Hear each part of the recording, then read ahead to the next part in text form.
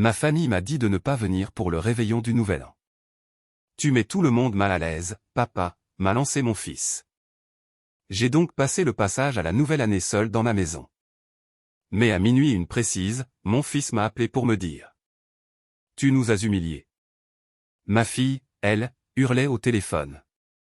Nous allons te poursuivre en justice pour diffamation. J'étais resté silencieux trop longtemps. Il était temps que la vérité éclate.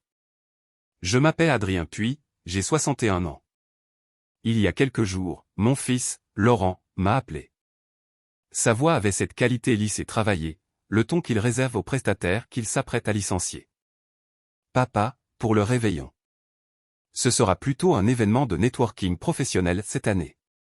Des clients à gros enjeux. Tu serais probablement plus à l'aise chez toi. J'ai compris ce qu'il voulait dire. À 61 ans, j'étais devenu un inconvénient, un embarras. Je vois, ai-je répondu. Je savais que tu comprendrais. Le soulagement a inondé sa voix. J'ai raccroché et je suis resté assis dans ma cuisine à Annecy, fixant le calendrier. Le 28 décembre. 3 jours avant leur fête parfaite. Mais pour comprendre comment j'en suis arrivé là, comment le fils qui m'apportait autrefois ses projets d'école ne pouvait plus supporter ma présence, il faut remonter 4 ans en arrière. Il y a 4 ans, Patricia était encore en vie. Les déjeuners du dimanche rimaient avec Laurent apportant des idées autour d'un buff bourguignon. Isabelle m'appelait depuis Lyon. La petite Abigail s'étalait sur le sol de la cuisine avec ses crayons. « Papy, regarde !» disait-elle en montrant un dessin. « C'est toi, moi et un dinosaure. » Patricia regardait la scène depuis la cuisinière, un léger sourire aux lèvres. Plus tard, une fois les enfants partis et la vaisselle faite, elle me disait. « Tu as un don, Adrien. Ton esprit. Ne le laisse pas prendre la poussière. » Elle parlait de mes recherches, des algorithmes que je développais pour Santé Corps Diagnostic, où j'ai travaillé pendant 32 ans. Patricia y croyait, même quand la politique d'entreprise m'épuisait. Puis est venu le diagnostic. Cancer du pancréas. Stade 4. Elle est décédée 6 mois plus tard, un mardi matin d'octobre, en me tenant la main. Au début, les enfants appelaient souvent. Le deuil rapproche les gens, ne serait-ce que brièvement.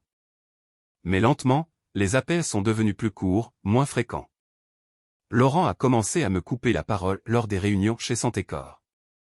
Les méthodes de papa sont solides, mais nous devons moderniser, disait-il, comme si j'étais déjà à la retraite, déjà hors jeu. Les appels d'Isabelle se sont transformés en SMS. Vraiment occupé, papa. On se parle plus tard? Le plus tard n'arrivait jamais. Je me retrouvais seul dans la maison d'Annecy presque tous les soirs. Les lunettes de lecture de Patricia étaient toujours sur sa table de chevet. Je ne pouvais pas les déplacer. Son jardin, dehors, devenait sauvage. Je n'avais pas le cure à m'en occuper. Quand Patricia est morte, quelque chose en eux est mort aussi. Ou peut-être que cela a simplement révélé ce qui était déjà là. Sans elle pour faire office de ciment, nous n'avions peut-être jamais vraiment été une famille. Juste des gens vivant les uns à côté des autres, maintenus ensemble par sa volonté. 2 ans après avoir enterré ma femme, j'ai fait une découverte majeure. Le 2 mars, au petit matin, mon bureau à domicile n'était éclairé que par l'éclat de l'ordinateur et la lampe de bureau que Patricia m'avait offerte il y a 20 ans. Je travaillais sur un algorithme depuis des mois. Une intelligence artificielle capable d'analyser l'imagerie diagnostique. Pas seulement pour lire les scanners, mais pour détecter les schémas, pour attraper les maladies tôt. Des maladies comme celles qui avaient emporté Patricia. Le code s'est mis en place parfaitement. Je me suis adossé à mon fauteuil, fixant l'écran. La photo de Patricia me regardait depuis le coin de mon bureau. Ça y est, ai-je chuchoté.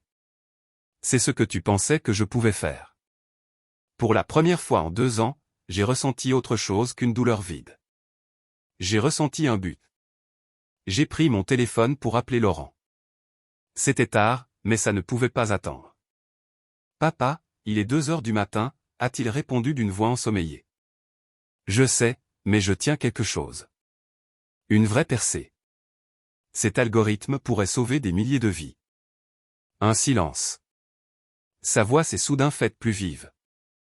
Dis-moi plus. Je ne me doutais pas que cet appel à Laurent, à 2 heures du matin, allait tout changer. Cet algorithme, né du deuil, des nuits blanches et d'un espoir désespéré, allait me coûter tout ce qu'il me restait.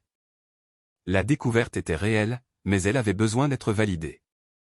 J'ai contacté la docteure Béatrice Hatton, de l'Université de Grenoble. Nous nous étions croisés dans des conférences au fil des ans. Son travail sur les réseaux de neurones était brillant, méticuleux. Nous nous sommes rencontrés dans un petit café près du campus par une après-midi grise de mars. J'ai détaillé ma structure sur mon ordinateur portable. Elle a étudié le code pendant 10 minutes sans dire un mot. Enfin, elle s'est redressée. Adrien, c'est exceptionnel. C'est le genre de travail qui définit une carrière. Elle a remué son café, le regard perçant. Mais je veux que tu m'écoutes bien. Dépose le brevet avant d'en parler à qui que ce soit. Avant de l'apporter à Santé Corps.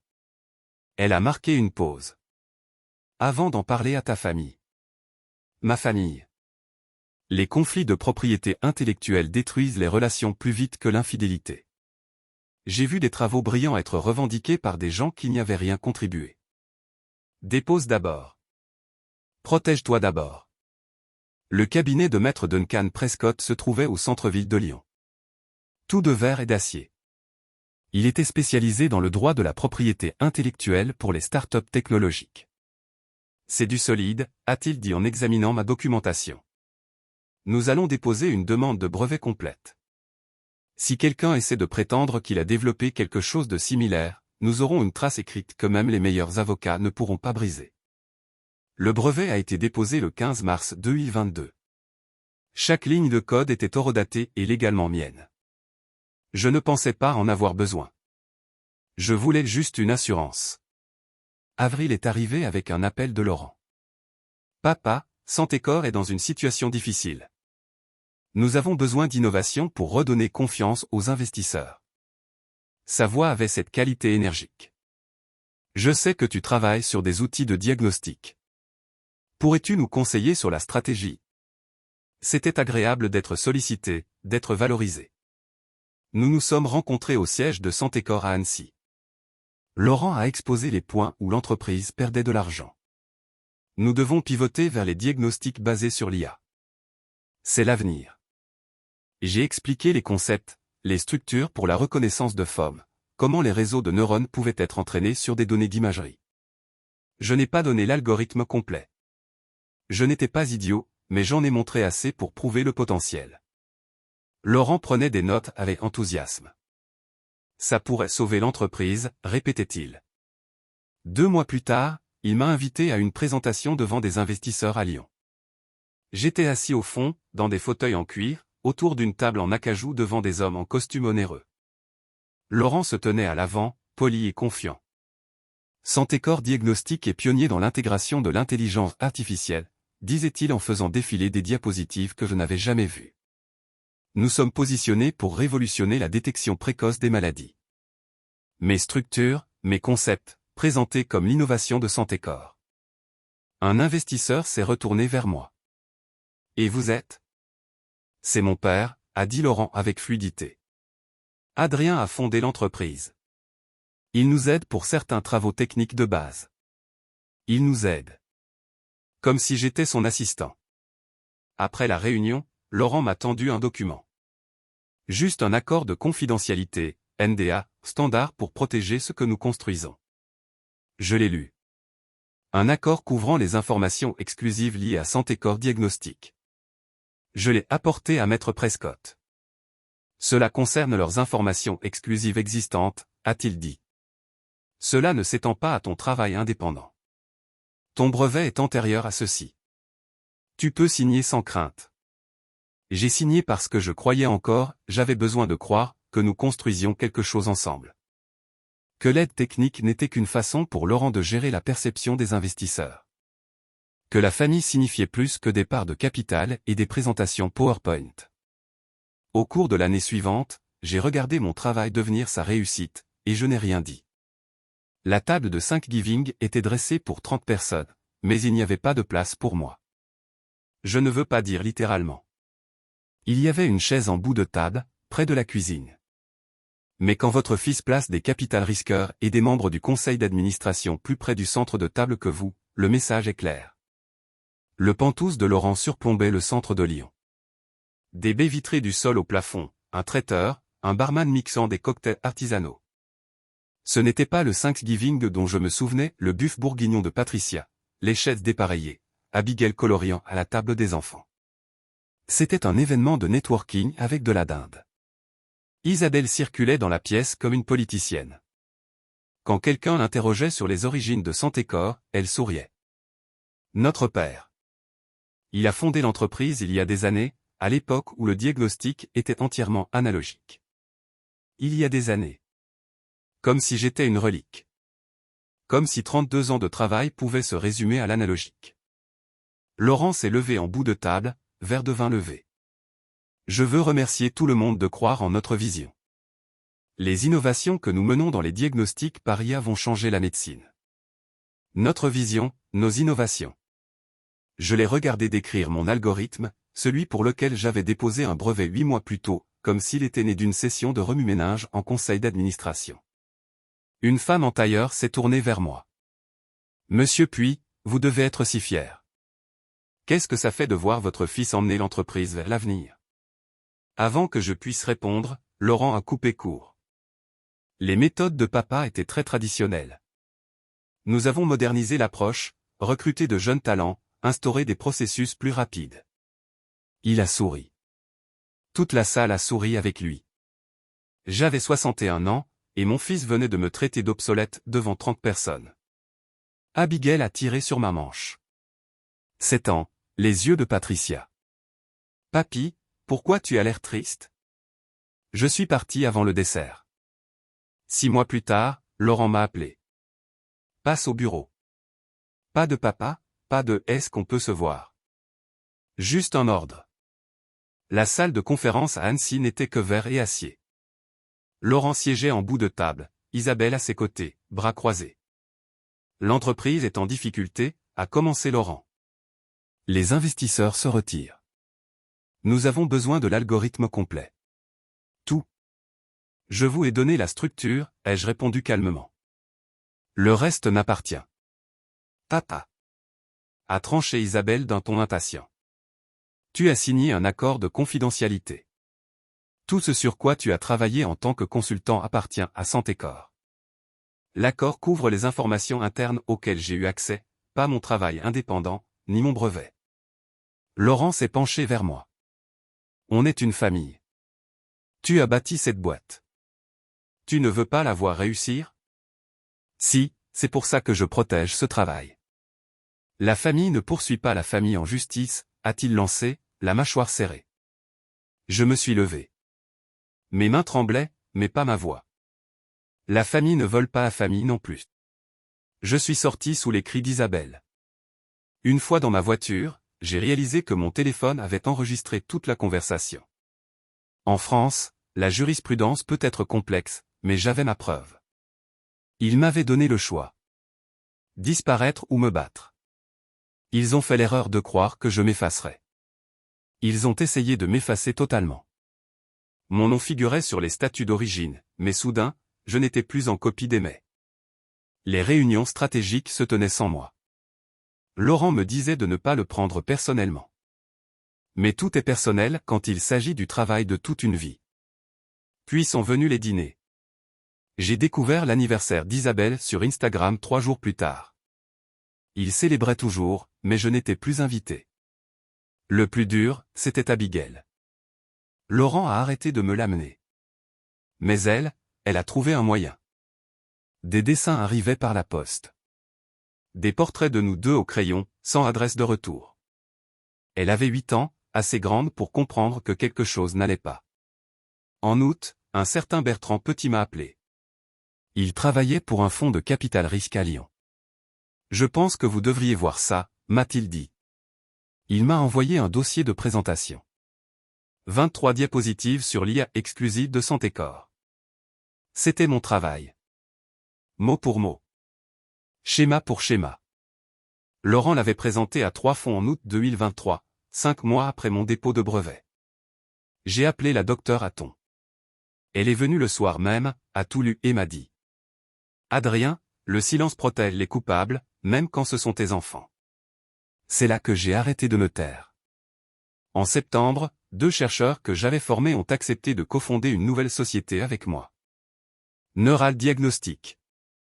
Nous avons programmé notre introduction en bourse pour le 1er janvier 2025 à minuit. Une journaliste du Monde, prévenue par une source anonyme, m'a contacté. Je l'ai rencontrée dans un café à Annecy. J'ai tout apporté. Brevet, mais, enregistrement, le dossier de Laurent. Ce sera une déflagration nationale, a-t-elle dit. Mais nous garderons l'exclusivité jusqu'au soir du réveillon. Votre famille ne saura rien avant que le monde entier ne le sache. Très bien. Vous êtes sûr? Une fois public, il n'y aura pas de retour en arrière. Ils ont déjà tout pris, ai-je répondu. Je ne fais que reprendre la vérité. Décembre est arrivé avec l'insulte finale. Un SMS d'Isabelle le 3 décembre. Juste la famille proche cette année. 8 mots pour m'effacer de Noël. J'ai répondu. Je suis votre famille. Elle a rétorqué. Tu vois ce que je veux dire. Peut-être l'année prochaine. J'ai regardé le dessin d'Abigail sur mon frigo. Nous 3 sous un sapin. Elle espérait encore que nous serions ensemble. J'ai décroché le dessin et je l'ai rangé avec les 23 autres dans mon bureau. Des secrets cachés. Le 20 décembre, j'ai envoyé un mail à la journaliste. Objet. Je suis prêt. Corps. Publié. Le 28 décembre, à 15 h, Laurent m'a appelé. Sa voix était distraite, ponctuée par le bruit d'un clavier. Il faisait toujours plusieurs choses à la fois. Écoute, papa, le réveillon est un événement client cette année. De gros investisseurs. On a besoin que tout le monde soit impeccable. Impeccable. Le mot de code pour dire que je ne cadrais pas avec le décor. J'avais 61 ans, j'étais obsolète et je représentais un embarras pour leur soirée de réseautage. Je comprends, ai-je dit. Super. On fera quelque chose en janvier, juste nous, un dîner de famille. Bien sûr. Profite bien de la fête. Il a raccroché sans dire au revoir, sans dire je t'aime, ni je suis désolé. Le 31 décembre, à 23h43, j'ai ouvert ma boîte mail et envoyé 2 mots à la journaliste. Publiez maintenant. À minuit pile, alors que les feux d'artifice explosaient sur les écrans de télévision, le monde a basculé. Mon téléphone s'est mis à vibrer sans s'arrêter. Mais, SMS, notification. L'article du Monde était en ligne. L'introduction en bourse de Neural Diagnostic était lancée, valorisant l'entreprise à 2,5 milliards d'euros. La vérité était enfin là. À minuit 3, Laurent a appelé. Papa, qu'est-ce que tu as fait, bordel? Sa voix était brute, paniquée. Derrière lui, j'entendais la fête s'effondrer, les gens criaient malgré la musique. J'ai documenté la vérité, ai-je répondu calmement. Tu nous as humiliés devant tout le monde. Si la vérité t'humilie, demande-toi pourquoi, Laurent. Puis la voix d'Isabelle, aiguë et furieuse, a pris le relais. On va te poursuivre pour diffamation. Tu nous as détruits. Mon avocat a tout vérifié, ai-je dit. Vous n'avez aucun recours. Tu n'es qu'un vieil homme aigri et égoïste. A-t-elle craché avant de raccrocher. Le lendemain, l'affaire faisait la une des journaux économiques. Le hashtag Justice Diagnostic était partout. Laurent a tenté de tenir une conférence de presse le 2 janvier, mais il s'est effondré sous les questions des journalistes concernant les dates des brevets. Le conseil d'administration de Santécor l'a suspendu avec effet immédiat. Le 4 janvier, le CHU de Lyon a résilié son partenariat de 18 millions d'euros avec l'entreprise de mes enfants pour motifs éthiques. L'action de Santécor a chuté de 31%. La victoire avait un goût de cendre quand je pensais aux employés qui perdaient leur emploi à cause des mensonges de Laurent. J'ai aidé autant que j'ai pu, en recrutant certains chez Neural Diagnostic. Laurent m'a envoyé un message à 2h47 du matin quelques jours plus tard.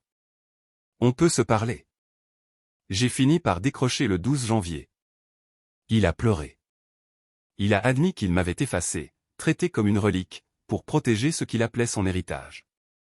Tu ne peux pas réparer ça, Laurent, ai-je dit. Tu peux seulement assumer. Si tu veux faire amende honorable, dis la vérité publiquement. Le 15 janvier, il a publié une déclaration complète, sans langage juridique, avouant tout. Il a démissionné de tous ses postes. Je lui ai envoyé 4 mots. C'est un début. La guérison ne ressemble pas à une réconciliation immédiate, elle ressemble à des limites. Un an plus tard, le 31 décembre 2025, je n'étais pas seul. J'étais chez moi, entouré de mes nouveaux collègues et amis. J'avais perdu mes enfants, mais j'avais trouvé ma voie. J'avais perdu la famille, mais j'avais trouvé mon peuple. À minuit 14, un mail est arrivé. Objet. Est-ce que je peux t'appeler? Expéditeur. Abigail Puy. J'ai ouvert l'application vidéo. Elle était là, 9 ans, avec les yeux de Patricia. Salut papy. Papa a dit que je pouvais t'appeler maintenant si je voulais. Je le veux, ma chérie, ai-je dit la voix brisée. Je le veux vraiment. Elle m'a montré un dessin. C'était nous deux dans un parc. La guérison n'a pas d'emploi du temps, mais elle commence par la vérité. Ne restez pas silencieux. Documentez tout. Ne laissez pas la loyauté familiale devenir une prison de mensonges. L'intégrité a un prix, mais le silence coûte bien plus cher.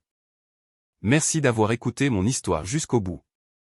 Si elle a résonné en vous, laissez un like, écrivez en commentaire ce qui vous a le plus touché et n'oubliez pas d'indiquer d'où vous venez. Abonnez-vous à la chaîne, de nombreuses autres histoires arrivent bientôt.